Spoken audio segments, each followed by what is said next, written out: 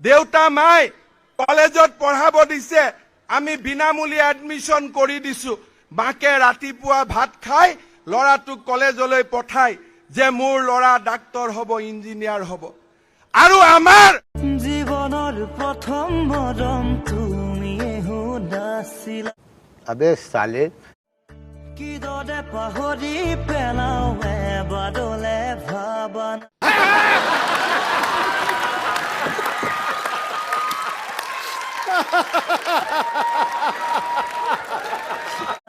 বিচাৰে দুচকুৱে জানা অসমৰ পৰিৱেশ